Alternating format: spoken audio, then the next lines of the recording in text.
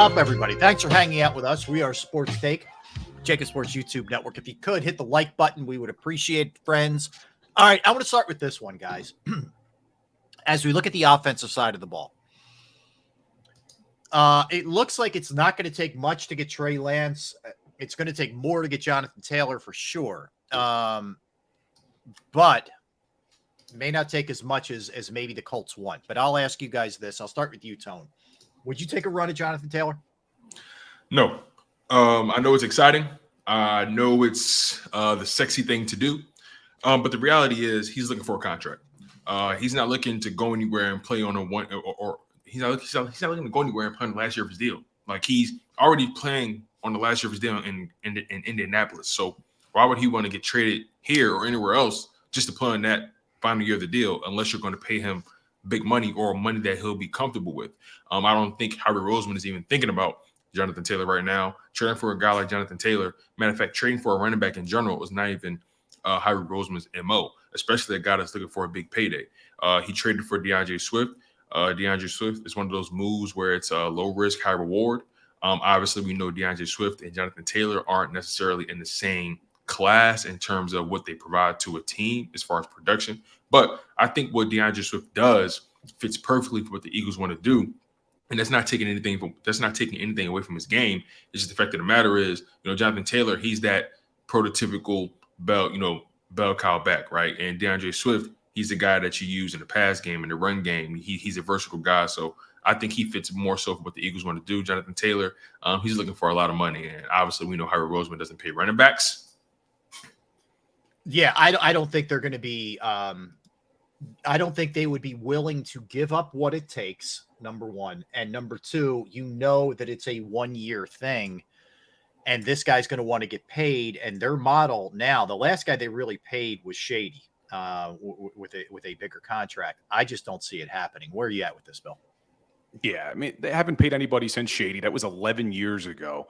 And I don't think it's necessarily the capital that they have to give up. It's the new contract. And I don't think a deal happens without a new contract. I don't think, I've had some people comment on my Instagram. I did a video about it, basically saying, oh, well, maybe he'll want to come here on a 1-year deal just to play with a contender.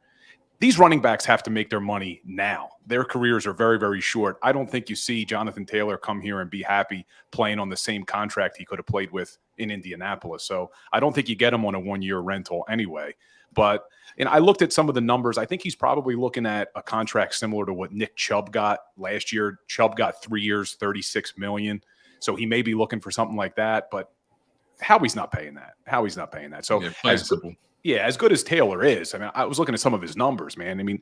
He's one of only 6 running backs in NFL history with over 750 carries that are averaging 5.1 yards a carry or more. And that puts him in the company with Jamal Charles, Nick Chubb, Jim Brown, Mercury Morris, and Aaron Jones. So the guy's a stud, but, I could keep going on this all day, but you look at some of the last Super Bowl winners, how many of them had a bell cow running back? Yep. You go all the way back to when the Eagles won the Super Bowl in 2017. No one really had a bell cow running back. So you don't need one of those running backs. This isn't the NFL of the 90s. You can win a Super Bowl with a running back by committee.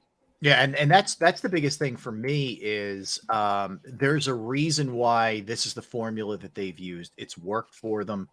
And Miles Sanders was a 1,000-yard rusher last year, but I'm not sweating him not being here. Like, I think what you have in place is very good. And I think you have a nice complementary mix. You have Swift, who's great in space, who could break off a home run, who could catch the ball as well. Gainwell, who has similar traits, but a little bit smaller, maybe better between the tackles. Boston Scott is a guy, goal line situations who would be great for you. And Penny, in theory, if you believe, and I do, that he's going to be on the team, is your bigger guy. He's more of your LeGarrette Blount. I think what they have in place is pretty good. And they're not going to give Jonathan Taylor anywhere near what he thinks he's going to get going into next year. And it's not to say I don't love Jonathan Taylor. You just laid out all the stats, Bill.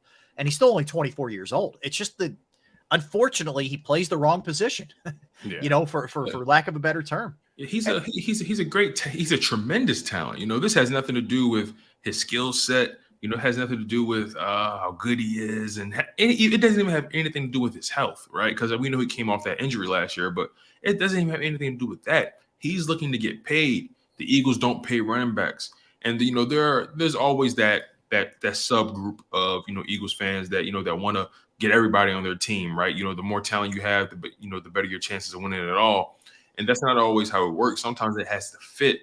And there's obviously a larger group of Eagles fans who understand how the Eagles do business, and they operate off of that same matrix. So overall, this just isn't the player for the Philadelphia Eagles. This move isn't in line with the philosophy that Harry Roseman has laid down for many years in the past. So it just doesn't it doesn't fit their identity business wise, and it also doesn't fit their identity on the field as well. All right, so let's jump over to Trey Lance. This could cost you a lot less. The problem is contractually he's very reasonable this year. He makes a lot more next year on that rookie contract that he signed with the Niners. There's been a lot of talk about Mariota not being the guy, et cetera.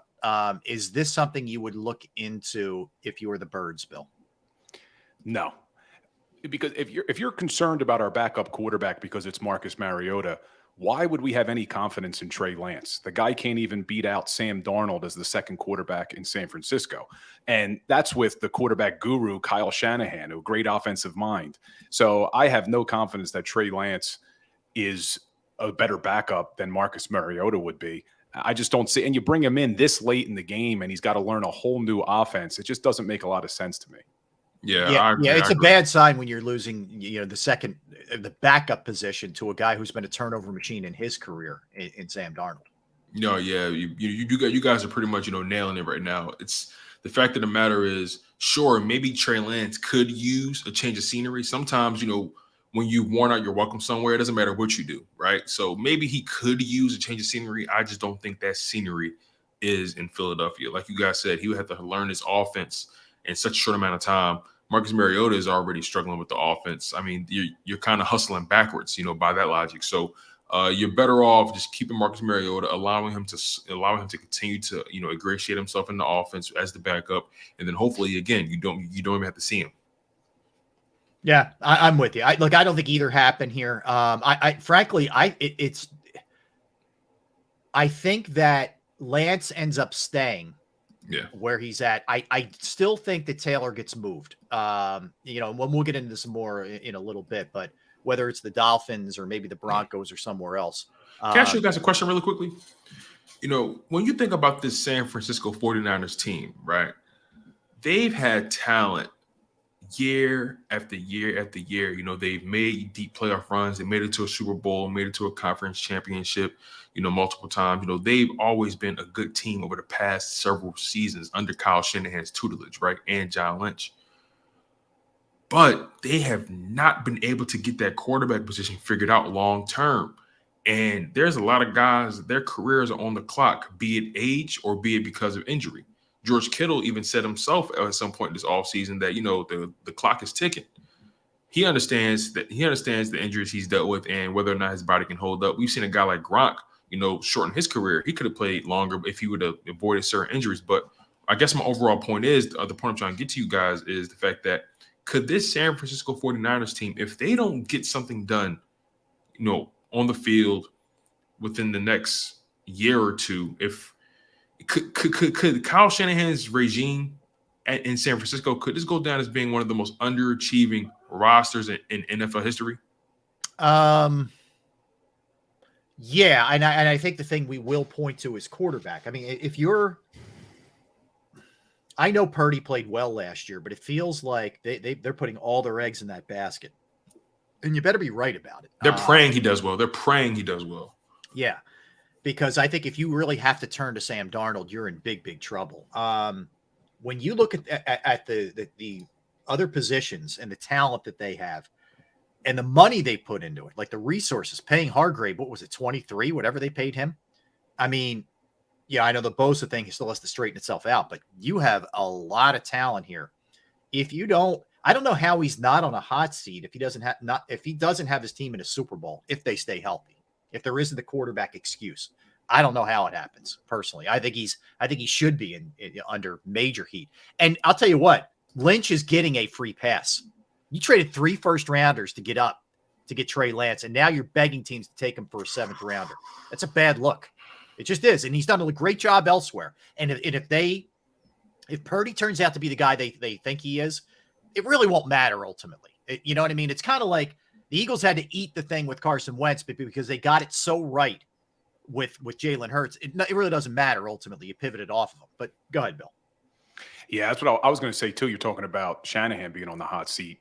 Lynch, 3 first-round picks for a guy that you can't even give away. That's a big miss, and that's something that can set your franchise back for years to come. But did they get lucky in getting Purdy with the last pick in the draft? We will see. But yeah, the window's definitely closing on the 49ers with McCaffrey. How many years does he have left doing what he does with the amount of touches he gets season after season? So yeah, they got to do something, and they got to do something quickly. I can't wait as an Eagles fan, though, for that game against the 49ers this year. It's going to be a fun one. Yeah, for sure. And really quickly before I let you go, Rob, did you guys know that those 3 first-round picks that they sent to Miami flipped those for Tyreek Hill, Bradley Chubb, and I believe Jalen Waddle. Jalen Waddle, yeah. I mean, let's put that in perspective here. Yeah, that is major. I mean, that is a big-time haul that you got there. It's brilliant, and nothing short of brilliant, man. I'll tell you, we talked about this the other day. Team I'm most looking forward to watching. If Tua stays healthy, that Miami team is going to be fun. They are just going to be a party to watch on the offensive side. Especially if they get Taylor. You throw Taylor into the mix with that passing game potentially. Look out! That is going to be explosive. And Rob, you compared the Trey Lance move to Carson Wentz, but the good thing for the Eagles was not only do we get a Super Bowl that year with Carson Wentz, they're able to unload him for a first-round draft pick and then turn that into A.J. Brown. So it wasn't as bad as what San Francisco's dealing with Trey Lance, and he hasn't won anything for them, and now they're giving him away. Yeah, exactly right. Yeah, I mean, as much and deservedly so for the heat that Wentz gets, and he should get it. He helps you win a Super Bowl. You actually got return for him. You know what I mean? Like let's not overlook that. You got some return for him. This is going to be nothing. This is basically take the contract off of our hands for Trey Lance. That's what you're asking. Anyway, all right, let's get back to the Eagles offense. Are we locked in that the order here? I think this is the most self-explanatory, but is it Hurts, Mariota, McKee, book either to the practice squad or not here? Are there any disagreements there? Yeah, of course. I mean, McKee's the starter. What are you talking about? Yeah. Good night, guys. Goodbye. Yeah. Now, I would actually say, Rob, I think there isn't a single question mark across the board on the offensive side of the ball. I think every roster spot is already locked in. I don't have any surprises coming at the cut, in my opinion. Okay, so let's jump off quarterback here. I'm going to go receiver. Would the pecking order be the first 2 are obvious, Brown and Smith, but is Watkins still the 3, or has Zacchaeus moved himself into the 3 spot? And then off of that, any chance a Joseph Nagata makes the team? So I think, and then we kind of broached this, in our pre-show meeting, right? I think what the Eagles are going to really end up doing, when it comes to that number 3 receiver position, I think they're going to interchange those guys based off of the situation and based off of down and distance. But I asked you guys this question when it came to the number 3 receiver position, or at least the slot receiver position, right?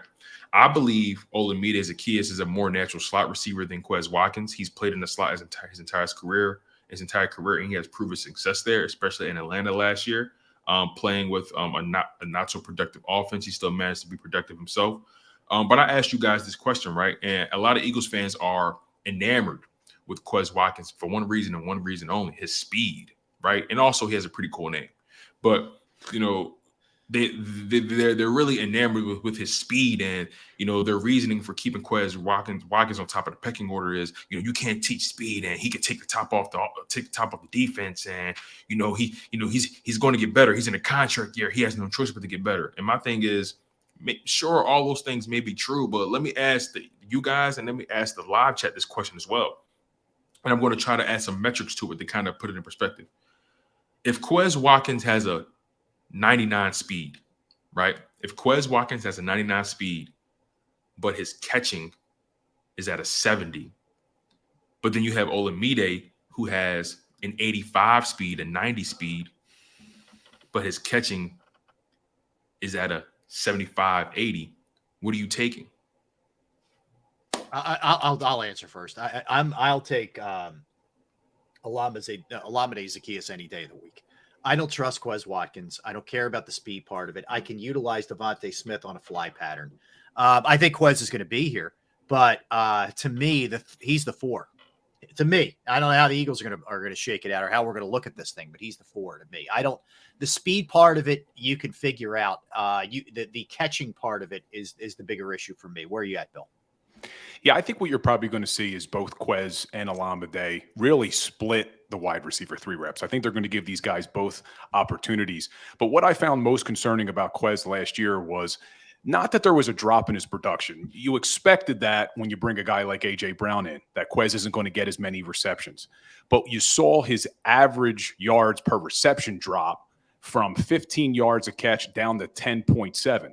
So everything you're talking about, Tone, about a speedster, if he's really blowing the lid off of a defense, you shouldn't see that average drop as much as it did. And then you look at Olamide Zaccheaus, been very consistent throughout his career, averaging about 13 yards a catch, and he was doing it last year on a team that had some really up and down quarterback play with Mariota and Ritter. So I think you're going to see Zaccheaus get opportunities, but they are high on Quez. I mean, they always say it year after year. And you heard Sirianni this offseason talk about how, we don't see as fans the things that Quez Watkins does. So let's hope he comes in this year, but some big mistakes. They lost that Washington game pretty much because of Quez's turnovers. And I still can't get past that Super Bowl drop. I know it would have been a tough catch, but man, if Quez comes down with that. That's a ball you got to catch. It's like, for me, I'm looking at Olamide and he just comes off to me as someone who's consistently taking advantage of their opportunities. A guy like Quez, come on, man. It wasn't even the Super Bowl catch that did it for me, or the lack thereof, right? It started before that. And I know you brought up the Washington game, Bill. Very good pull from you. But I'll take a step further and bring up that Dallas game. He had 2 moments where he got out-muscled out of position and got out-muscled for the ball in general. That safety quite literally took the ball out of his hands and they were able to force 2 turnovers because of Quez's which people blame on Gardner Minshew with that Cowboys game. That was 100% Quez. Yeah, so when I think about it from that perspective, and look, I like all these guys, right? I think all these guys are, really cool dudes. I don't know them personally, but just based on what I see, on YouTube, the film and how they are off the field, all that kind of stuff. I like all these guys. I don't have any ill will towards any of these guys. But when it comes to the slot position, above all else, besides speed, what you need to be is reliable. Yeah.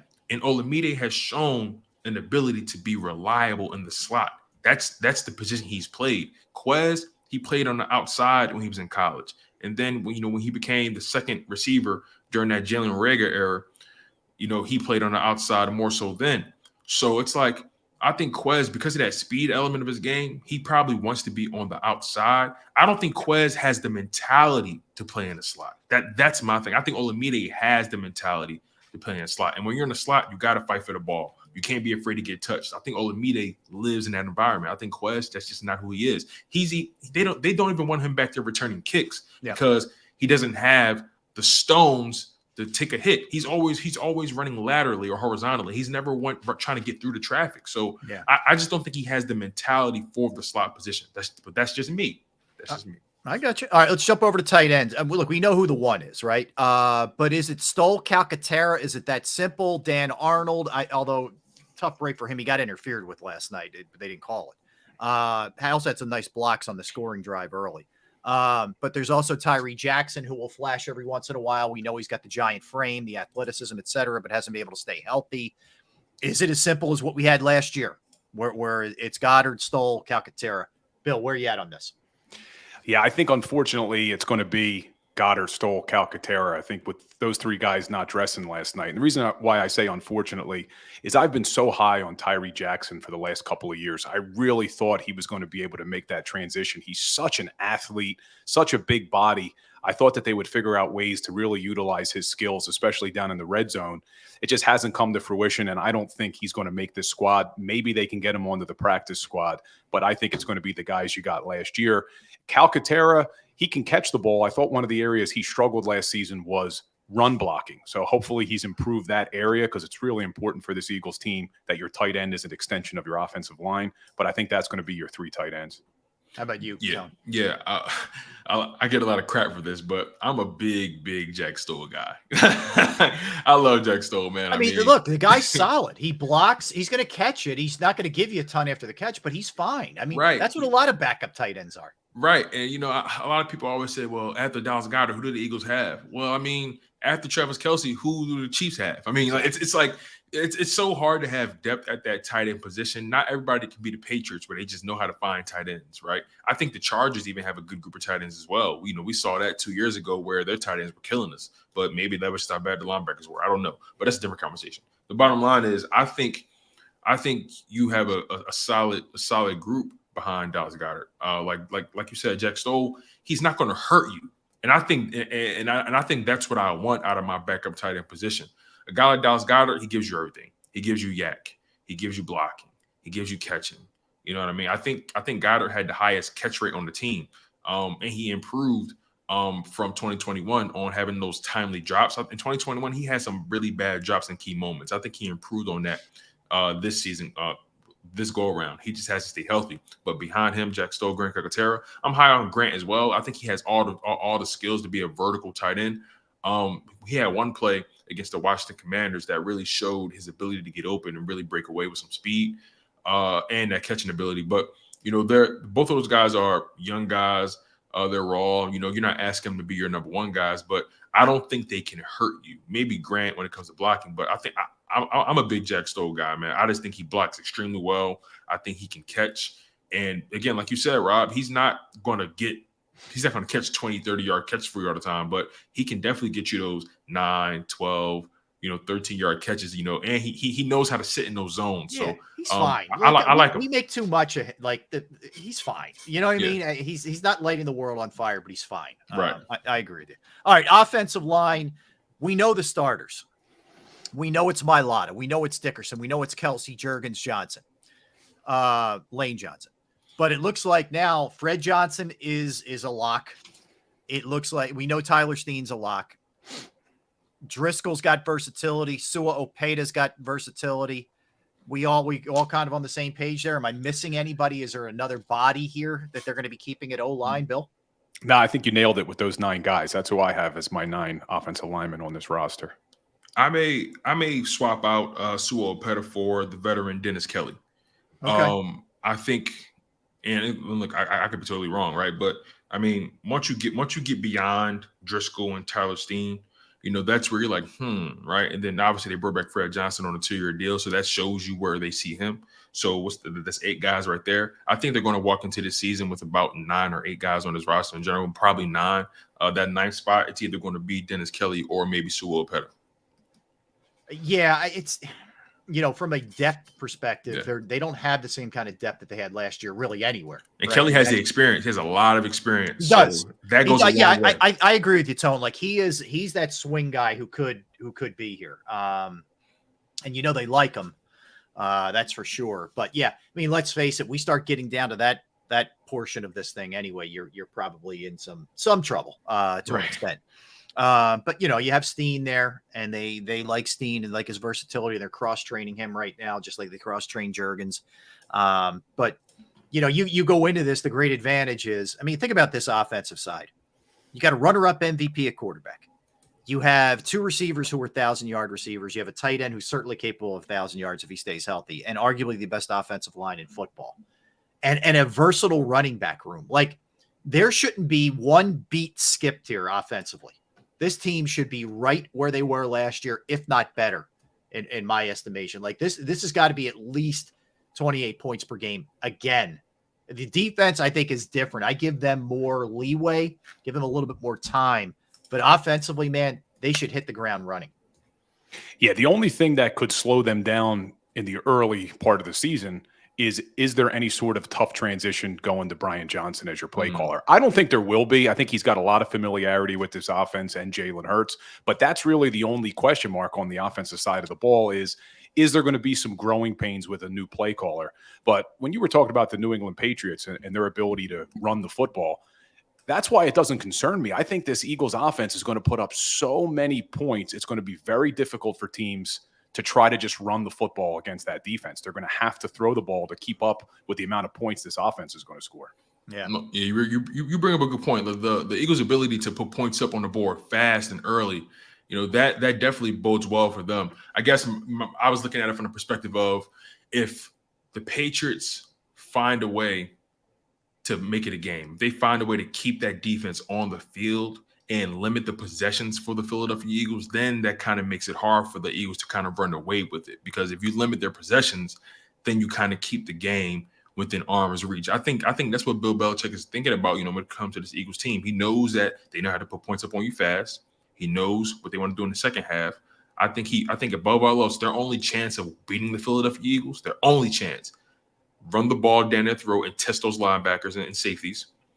And then on top of that, limit their amount of possessions. Try to sustain 10, 12, 13 play drives if possible. That's their only chance of victory. If the Patriots can't sustain drives, then they're cooked. They're barbecue chicken. Harken back to last year's Washington game, and that was the blueprint.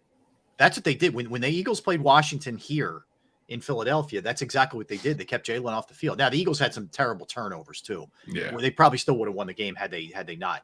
But that was it.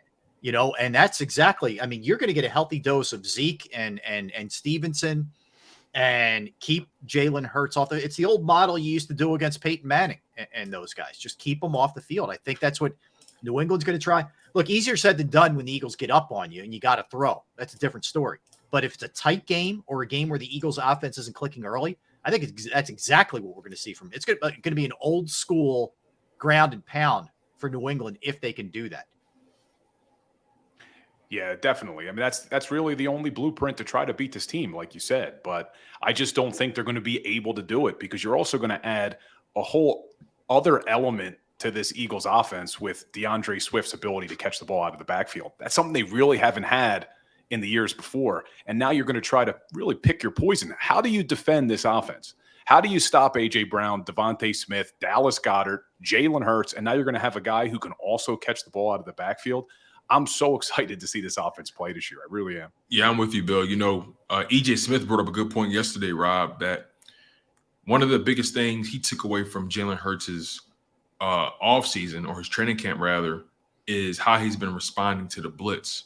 And that's kind of been a blueprint that teams tried to implement last year. You saw it in that Lions game in week 1. You saw them, going extremely heavy with the blitz, and Jalen Hurts started doing a little bit more with his legs, making things happen. You kind of saw it in that Cardinals game. You kind of saw it in that Colts game. So I think what's going to be really interesting to see is where has Jalen Hurts taken his game in terms of responding to the blitz? Because I think Bill Belichick is going to try to do any and everything to make him uncomfortable. But Bill Belichick is known for taking away your strengths and amplifying your weaknesses. So I'm curious to see if Jalen Hurts has completely righted the ship on his weaknesses. And again, he had a tremendous year last year. This is not me saying he's incapable. This is something that we just have to see, right? What's the next step in Jalen Hurts' development? I think the next step is how he responds to the blitz. And he's already shown us that he's improved as a quarterback rolling to his left. I remember his first year starting in 2021, he kind of struggled rolling to his left and throwing the ball. His accuracy depleted, or his accuracy diminished tremendously. In 2022, you saw him rolling to the left more times than not. You saw teams actually trying to force him that way. He still got the job done. So I think Jalen Hurts, for me, it's not about numbers with him. I care less about his numbers. Is he executing the offense effectively, efficiently, and is he maximizing his opportunities and putting the ball in his playmakers' hands? And is he winning above all else? That's all I care about when it comes to Jalen Hurts. Yeah, I don't care about how many touchdown throws. I'd like people. He had 22 last year. Who cares? He had 35 touchdowns. I don't care how he gets them. Just get them. Let's step aside. We'll come back. We'll do a little Phils, who start a big weekend series with the Cardinals, and then at 2:00 we'll do our NFL segment, and we're going to dive into a lot of different things with that as well. A little later, the usuals, the birthdays, the movies, all that good stuff. That's Bill Colarulo, Legal Hands to the Face, and you can check out Legal Hands to the Face on JAKIB every single Monday night. When the Eagles play on Sunday, you will get Bill on Monday from 6:30 to 8, so you can check him out there. And of course, you go to Legal Hands to Face as well on X and on Twitter. All right, let's talk about Pro Action Restoration. Pro Action Restoration is the place you turn to if your home, a business, a property you may own goes through the inconvenience of water, fire, smoke, or mold damage. They're on call 24 hours, 7 days a week, which is the great thing because we know these things don't always tend to happen just in the perfect 9 to 5 window. It could happen at any time, and you could reach out to them at any time, and they will be right there. I can tell you from personal experience because it happened to me and my parents at my parents' house. I called them up on a Saturday, and they got right out there. They cleaned up the place. The crew was professional, clean. The price was very reasonable. They are licensed, bonded, fully insured. They've been serving the tri-state area for more than 2 decades. Pro Action Restoration will work in conjunction with your insurance company. So again, if it's water, fire, smoke damage, mold remediation, you name it, they can handle it. Give them a call, 610-623-3760, 610-623-3760, or online at proactionrestoration.com. That's Proaction